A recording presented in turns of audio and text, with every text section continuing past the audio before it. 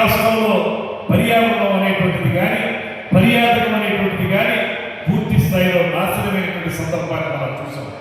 ఇవాళ అందుకే మనం స్వదేశీ దర్శన్ 2O కింద, ప్రసాద్ స్కీమ్ కింద, సాస్కీ కింద, సిబిడిటి తదితర స్కీముల కింద దాదాపు 450 కోట్ల నిధులు తీసుకొచ్చి పర్యాటక అభివృద్ధిని ఈ రాష్ట్రంలో చేస్తా ఉన్నాం.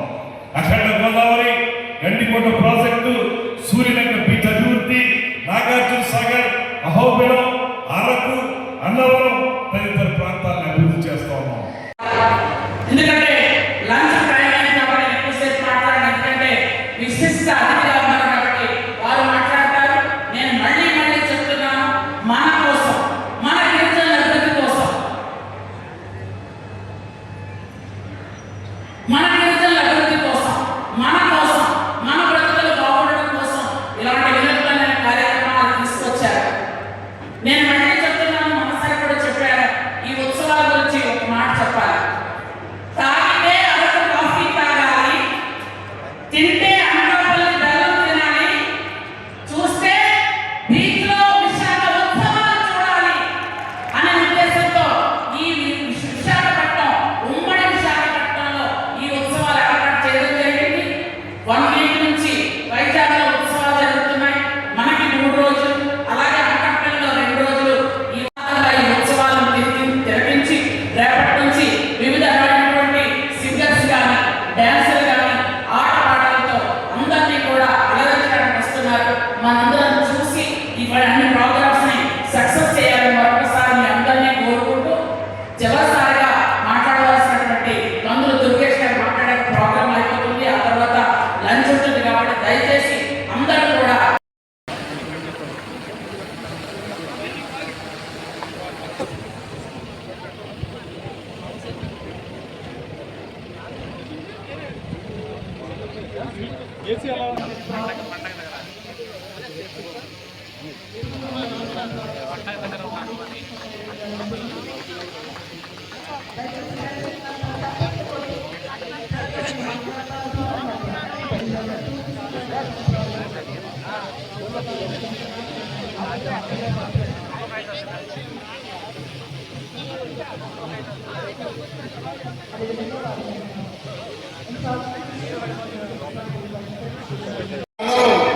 అరకు వస్తారు.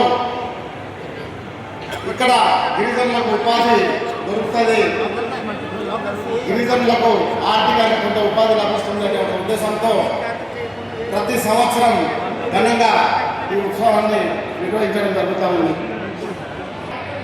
చేసినటువంటి నిర్వాహకులన్నీ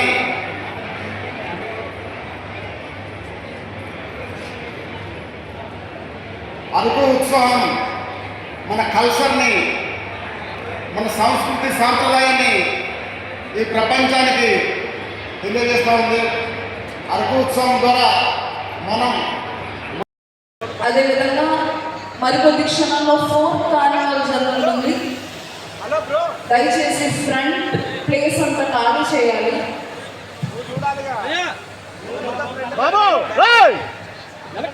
కనిపిస్తుంట బాబుదా మీరు పైకి ఎత్తున్నారు. అరకు ఉత్సవాలు 2026 శుభారంభం.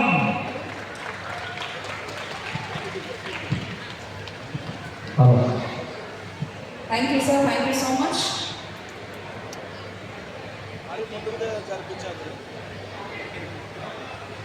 Thank you. Thank you, sir. Thank you very much for opening the fest. The Aruku 2020 fest is officially open.